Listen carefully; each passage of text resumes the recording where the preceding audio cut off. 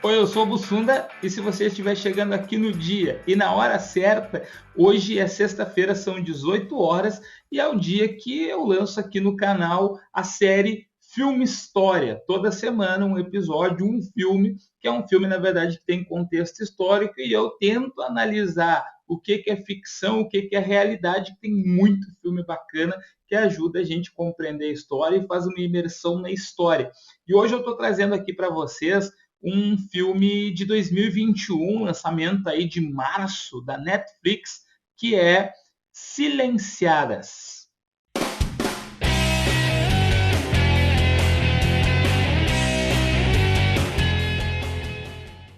Você viu que eu falei um sotaque meio espanhol, Silenciara, né? Porque ele é um filme espanhol, na verdade ele é um filme produzido por um argentino, o diretor é um argentino, o filme é produzido na Espanha e a história se passa no norte, nordeste da Espanha, que é a região do País Basco. Por isso, inclusive, o nome do filme é em basco, que é aquele ré, aquela ré. Eu não sei como é que pronuncia direito isso, porque não é o espanhol realmente, é uma outra língua. E esse é um filme do evento histórico famoso das caças às bruxas, que não tem muito filme sobre isso, né, gente? Tem as bruxas de Salem, tem alguns poucos filmes assim, mas um filme com imersão histórica de fato e que dê para a gente fazer um contexto, uma análise mais detalhada, não tem muito. E aí eu separei esse porque, primeiro, ele é um filme bacana. Ele é um filme, eu assisti agora, foi de madrugada, assisti, estava até com um pouco de sono e não me deu sono no filme. Fiquei antenado, fiquei vendo o filme, curti as atuações, né? Principalmente da menina aí que é a protagonista, que faz a personagem Ana, que é a jovem atriz espanhola Amaya Berasturi. Não sei se é assim também que fala, mas é uma jovem atriz aí que ela estava muito bem. Ela foi inclusive indicada ao prêmio Goya como melhor atriz, não ganhou, mas o filme ganhou 5 premiações lá naquele festival, incluindo aí o de figurino, de efeitos, de trilha. Então ele é um filme bem interessante mesmo, é um filme que vocês vão ouvir falar bastante dele ainda. E basicamente ele é um filme que se passa no princípio do século XVII, tá? 1609 é a data mais precisa, na região lá do País Basco, como eu já falei para você, que é lá no norte e nordeste da Espanha, já pegando a fronteira ali com a região da França. E eu preciso informar uma coisa: os personagens e a ambientação, ela praticamente é ficcional. Entretanto, tem um evento histórico de verdade no qual o filme se inspira, que é um ciclo ali de caça às bruxas entre 1609 e 1614, que aconteceu naquela região. O filme em si, então, ele se insere nesse contexto aí e mostra algumas coisas que são de história real, apesar dos personagens, como eu falei, não serem reais, como é a questão da caça às bruxas, de procurar elementos que vinculem mulheres, principalmente mulheres que estão desprotegidas dos seus homens, né? O filme até mostra esse cenário que os homens daquela região eles estão no mar, estão pescando, estão longe e a região está dominada por mulheres. E numa percepção que é medieval ainda, as mulheres sozinhas, sem um homem para orientá-las, elas são mais suscetíveis a serem seduzidas ou manipuladas pelo demônio. E aí o filme ele mostra essas mulheres que os homens estão fora, os pais daquelas meninas que vão ser julgadas ali estão no mar, e aí elas então são vistas como mais frágeis, mais desprotegidas, e se cria um cenário de acusação para 5 meninas ali que seriam bruxas que estariam praticando sabá, um ritual demoníaco, um ritual de evocação do demônio que apareceria como bode para elas ali numa área de floresta, com danças, com uma missa negra, com hóstia negra, com coisas nesse sentido. E temos o personagem ali do Inquisidor Rostegui, que é o antagonista do filme, né? A Ana é a protagonista, acusada de ser bruxa, junto com as outras meninas, e o Inquisidor Rostegui tentando encontrar os vestígios, acusando elas, investigando, interrogando elas, como acontecia nos processos inquisitoriais daquela época realmente. né, de colocar ali, procurar evidência, quase como fosse um julgamento hoje, no sentido um juiz interrogando, só que é um interrogatório com o princípio religioso, né? Um interrogatório onde se acredita, em primeiro momento, que sim, aquelas meninas lá, se foram acusadas, é porque elas tiveram contato com o demônio. E, gente, ele é um filme, como eu falei para você, que ele prende, que ele chama a atenção, que você quer ver ele. Ele é um filme que dura 1h30, é um filme rápido, então vale muito a pena a pipoca, um guaranazinho, um cafezinho, uma água, um chimarrão, o que for, para assistir esse filme, inclusive, de repente, com a família. É um filme que pode ser visto porque mostra também um pouco disso, né? A opressão histórica das mulheres, a situação a que elas foram submetidas naquele tempo e que, de certa maneira, a gente não se livrou totalmente disso. Mas, gente, eu preciso falar do contexto em que esse filme ele aparece, né? Dessa história real que a gente tem e de números reais que a gente tem ali daquele período de 1609 até 1614, tá? Antes disso, se você viu o filme, comenta aqui. Se você vai ver o filme depois, volta aqui, comenta o que achou do filme. E se você gosta desse tipo de vídeo aqui, se inscreve aqui no canal, ativa a notificação, dá like também no vídeo para dar relevância, para mais pessoas ficarem sabendo que eu estou produzindo esse tipo de conteúdo aqui, certo? Vamos falar do contexto histórico.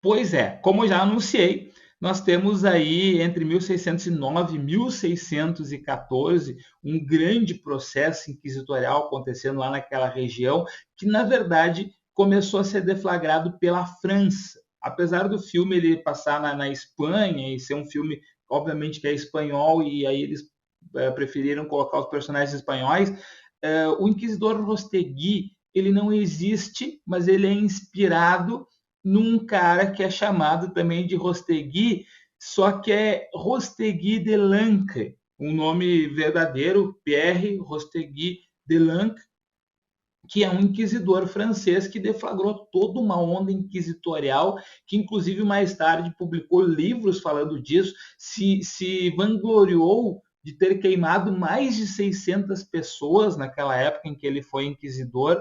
E o Rostegui, o personagem do filme, ele é inspirado nesse cara, apesar de ele não ser esse cara, até porque quem estava lá coordenando diretamente, estava lá pessoalmente, era Salazar Frias, que ficou conhecido como o advogado das bruxas. Esse sim, um espanhol que se inspirava em coisas do Rostegui de Lancre e que ele, sim, chamou mais de 7.000 pessoas, perseguiu, não necessariamente chamando, mas coordenou a perseguição de mais de 7.000 pessoas que foram acusadas de bruxaria naquela época.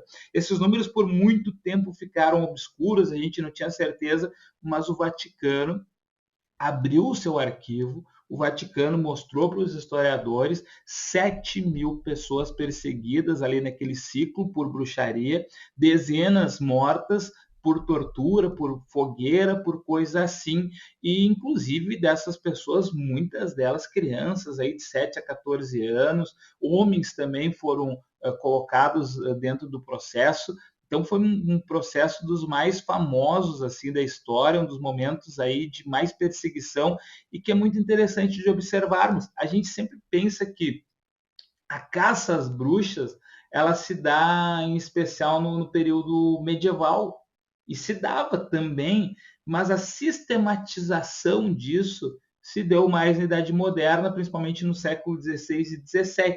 No século XVIII já diminuiu ou quase desapareceu isso, mas o século XVI e XVII eles têm um cenário especial, que é a da reforma religiosa. Né? Se vocês perceberem, estamos falando de 1609 no filme, fazia nem 100 anos que o Lutero havia iniciado a sua reforma, né? E a reforma luterana só realmente conseguiu ter algum sucesso faziam 60 anos ali, mais ou menos, que tinha sido autorizado o luteranismo lá na região da Alemanha, mas também tinha nascido o anglicanismo lá na Inglaterra, tinha se espalhado o calvinismo pela Holanda, por outras regiões, inclusive pela França, e aí os caras começaram, né, os católicos, a perseguir principalmente os protestantes. Estamos em 1609, há pouco mais de 30 anos, do massacre da noite de São Bartolomeu lá na França. Em Paris, até 70 mil pessoas foram mortas em 1572 nesse massacre. Foram perseguidas por serem protestantes. Então começava a ter uma grande perseguição. E na Espanha, por exemplo, estava se perseguindo muito os protestantes, estava se perseguindo muito os judeus. Os judeus, porque o judeu não acredita em Cristo, então, se não acredita em Cristo, ele é errado, tem que ser perseguido. O que levou, inclusive, uma fuga de judeus, né, da Espanha, de Portugal, muitos foram para a Holanda, etc. E, entretanto, começou a se associar algumas nomenclaturas de judeus com algumas coisas de bruxas, apesar de não ter essa conexão direta. É aí que, por exemplo, o Sabá, que é o dia do descanso, dia sagrado dos judeus, enquanto para os católicos é o domingo, o Sabá também dá nome para o ritual das bruxas, chamado de Sabá ou de Black Sabbath, como é o nome da banda também, que apareceu aqui, né, nos anos 60, 70, anos 70, acho que é Black Sabbath. E, gente, então, tinha essa conexão toda e uma ideia de proteção da igreja. Só que na Espanha não se perseguiam tanto as bruxas assim, eles estavam perseguindo mais os protestantes, os judeus de verdade, e vigiando muito aqueles judeus que haviam se convertido ao cristianismo, principalmente para não ter que fugir, não ter que ir embora, e tinham virado cristãos novos. Aí a Inquisição ficava vigiando esses caras. Ah, mas ele virou cristão, ele continua judeu, vamos ver, vamos analisar. E, entretanto, como lá na França o Rostegui de Lancre inicia um processo todo contra as bruxas, e eles iniciam também muito inspirados nessa época aí no Martelo das Bruxas. Tá? Tem um livro lá de 1520, que é de um teólogo, que inclusive até hoje, se você quiser, você compra ele lá na Amazon. Tem o Malleus Maleficarum, traduzido normalmente do latim como Martelo das Bruxas ou Martelo das Feiticeiras.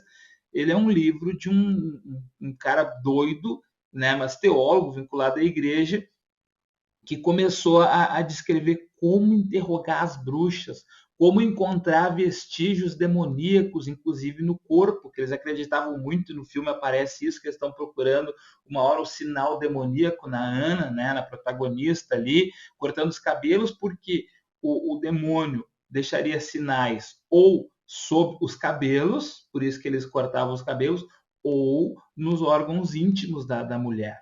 Tá? E aí tinha toda esse frenesi, essa loucura, e eles começam, a partir da França, perseguir, principalmente naquela região do País Basco, porque aí envolve, além da questão de perseguição religiosa, protestantes e judeus, a questão da misoginia, né? A ideia de que a mulher ela é mais fácil de ser seduzida pelo demônio, que ela não é tão inteligente quanto o homem, e aí envolvia também uma questão cultural. O País Basco, até hoje, ele deseja separação em relação à Espanha. O País Basco ele tem uma língua diferente, ele tem uma cultura diferente, que muitos historiadores acreditam que ela vem ainda lá da pré-história, e eles são uma área de resistência. E aí o Delancre, por exemplo, que é o inquisidor lá da França, ele falava que a língua dos bascos era uma língua vulgar, inferior, que servia para se comunicar com os animais, inclusive com o bode, né? Que é como o diabo se manifesta. Nessa coisa aí do aquelarré, aquele não sei como é que pronuncia, o que se fazia, né? O sabá, nesse sabá que eles referenciam todo o tempo no filme. As mulheres entoando cânticos, fazendo danças. A dança era vista como algo extremamente perigoso, algo como ritualístico, né? Algo como um perigo que poderia levar à evocação do demônio. Daí a mulher dançava, entoava cantos, fazia uma celebração lá que comia uma hóstia negra, e através de uma forma de bode o demônio vinha. Então é isso que os caras estavam pensando, acreditando e inclusive tentando comprovar que não era só uma reles teoria. E aí esses caras, então, eles fazem todo esse frenesi, essa loucura, perseguem, torturam, perseguem mais de 7 mil pessoas num dos momentos de ápice da caça às bruxas e desse frenesi que tem origem na Idade Média, mas atinge o seu ápice na Idade Moderna. E era isso. Se você não assistiu esse filme, procura para assistir, vale a pena dar uma assistida e principalmente pegar esse cenário histórico que é um cenário real, apesar de o filme em si, com seus personagens, como eu já falei para você, não ser real, você insere ele perfeitamente nesse período de 1609 a 1614, 7 mil pessoas perseguidas por bruxaria, certo? Semana que vem, estou de volta, sexta-feira, às 18 horas, eu e você, se você quiser, é claro. Se inscreve, dá like e ativa as notificações. Tchau!